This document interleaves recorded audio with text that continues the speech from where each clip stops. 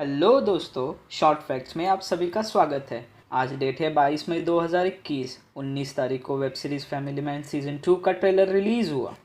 आप सभी ने तो देखा ही होगा। अगर नहीं देखा तो वीडियो ख़त्म होते ही तुरंत देखना, अभी तक ट्रेंडिंग पे है। आज वीडियो में फैमिली मैन सीज़न 2 के रिलेटेड बहुत सारे स्पॉयलर्स और प्रेडिक्शन इनपुट डिस्कस करने वाले हैं।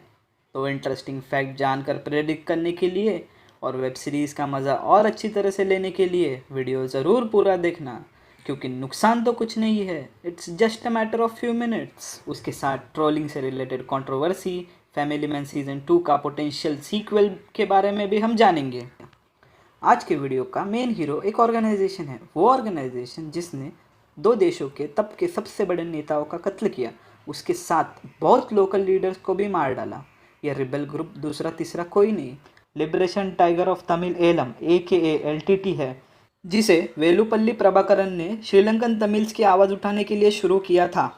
LTT के बारे में अगर जानना होगा तो इतिहास के कुछ पन्ने टाइमलाइन की मदद लेकर पढ़ने होंगे, तो पता चलेगा क्यों हाथ में हथियार लेना पड़ा था LTT को। आज का श्रीलंका मतलब तब का साइलोन 1948 में आज़ाद हुआ। आज़ादी से पहले भी श्रीलंकन तमिल्स को भेदभाव सहना पड़ता था। साइलोन सिटीजनशिप एक्ट 1948 ने इस चिंगारी को जलते रखने का काम किया। एक्ट के अनुसार श्रीलंका में पैदा हुए व्यक्ति ही नागरिक बन सकते थे और उसके साथ उसके फादर और उसके ग्रैंडफादर भी श्रीलंका में पैदा होने चाहिए थे। ये चीज़ श्रीलंकन तमिल्स के खिलाफ जाने वाली थी, क्योंकि वो श्रीलंका में पैदा नहीं हुए थे। उन्हें यहाँ पे ब्रिटिशर्स ने बसाया था, जो कि मजदूरी के काम करने के लिए यहाँ पर लाए गए थे भारत से। अब आते हैं 1956 में, जब official language act AKA only Sinhala act pass हुआ, जिसने इंग्लिश को निकाल के सिंहली को श्रीलंका की ऑफिशियल लैंग्वेज बना दी, जिसके कारण गवर्नमेंट सर्विस में रहने वाले तमिल्स को भी सिंहली सीखना कंपलसरी हो गया, वरना गवर्नमेंट को उन्हें डिसमिस करने की अथॉरिटी दी गई थी। अब आते हैं एक इंटरेस्टिंग फैक्ट पे। 1972 में गवर्नमेंट ने साइलोन का नाम बदलकर श्रीलंका कर दिया था। आज़ादी से लेकर 1976 तक बार बार सिंहली मेजॉरिटी और तमिल माइनॉरिटी के बीच में बहुत सारे दंगे होते रहे, लेकिन 1976 में एक नए फेज़ की शुरुआत हुई। Liberation of tiger of Tamil Eelam AKA LTT का दौर शुरू हुआ। प्रभाकरन ने इसको 1976 में निर्माण किया था, पर लाइमलाइट में ये 1983 में आया, जब इन्होंने जाफना के बाहर श्रीलंकन आर्मी के 13 सोल्जर्स को मार गिराया। इस हमले के बाद बहुत बड़े दंगे छिड़ गए, जिसका नतीजा ये हुआ कि 1.5 लाख से ज़्यादा तमिल्स बेघर हो गए। इन दंगों को ब्लैक जुलाई कहा जाता है। अब आते हैं डाउट रेक्टिफिकेशन के पास। फैमिली मैन और LTT का क्या रिलेशन है? सेकंड सीजन के इम्पोर्टेंट कास्ट सामंता ने जो राजी का रोल किया है, वो LTT कैडर दिखाई गई है। अब कुछ पल के लिए टाइमलाइन इंडिया की तरफ शिफ्ट होगी। इंडिया के लिए क्या कंसर्न्स थे? एक, तमिल रेफ्यूजी जो श्रीलंका से भागकर इंडिया आ रहे थे। दो, तमिलनाडु और तमिल सिटीजन्स जो अपने श्रीलंकन तमिल भाई बहनों के प्रति हमदर्दी जता रहे थे और सरकार पर प्रेशर बना रहे थे कुछ करने के लिए। तीन, जियोपॉलिटिक्स। श्रीलंका एक आइलैंड है जो वाटर ट्रेड में इंपॉर्टेंट रोल प्ले करता है अपने जियोपॉलिटिकल पोजीशन की वजह से। चार, युद्ध में फंसा पड़ोसी किसी को भी पसंद नहीं होगा, क्योंकि उसमें अपना ही नुकसान है। यहाँ पे हमें एक बात भूलनी नहीं चाहिए, ये श्रीलंकन तमिल नागरिक भारतीय ही थे जो ब्रिटिश काल में श्रीलंका गए थे अपने काम के सिलसिले में। अब आती है डाउट रेक्टिफिकेशन की बारी। अब तक आपको क्लियर हो गया ही होगा ट्रेंडिंग ट्रोलर कैसे बन गया। तमिल ही नहीं, पूरे साउथ इंडिया को लगता है कि उन्हें टेररिस्ट की तरह पोर्ट्रे किया गया है। वो लगना भी जायज़ है, क्योंकि सीज़न 1 में जो टेररिस्ट दिखाया था उसका नेटिव केरला दिखाया था, और अभी तमिलनाडु। यहाँ पे मुझे सिर्फ एक बात बोलनी है, क्रिएटिव लिबर्टी तो होनी चाहिए, पर किसी इंडिविजुअल और कम्युनिटी के इंटीग्रिटी को शहीद करके नहीं। आगे बढ़ते हैं तो 29 जुलाई 1987 में तब के प्रधानमंत्री राजीव गांधी और श्रीलंका के राष्ट्र प्रमुख जयवर्धने के बीच Indo Sri Lanka peace accord sign हुआ।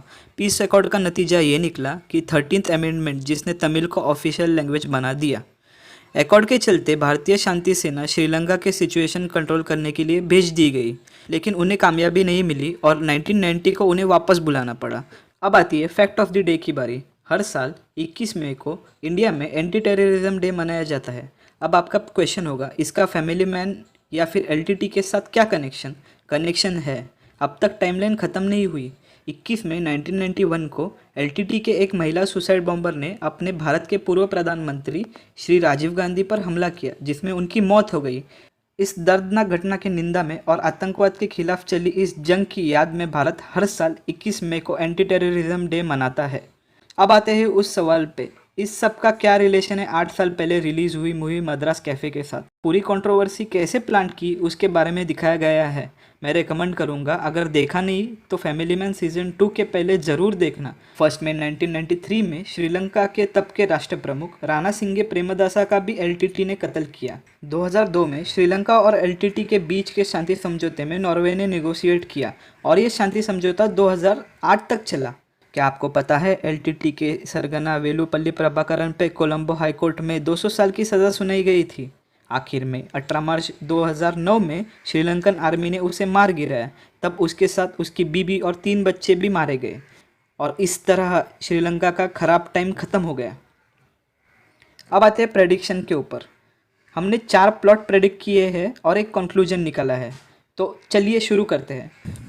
चौथे रैंक वाला प्रेडिक्शन है जिसमें राजीव प्रभाकरन की बेटी होने की पॉसिबिलिटी है, पर पूरी दुनिया को पता है प्रभाकरन की बेटी उसके साथ एम्बुश में मारी गई। शायद उसे वापस जिंदा करना इम्प्रैक्टिकल और सेंसिटिव हो सकता है, पर क्रिएटिव लिबर्टी का कुछ भरोसा नहीं।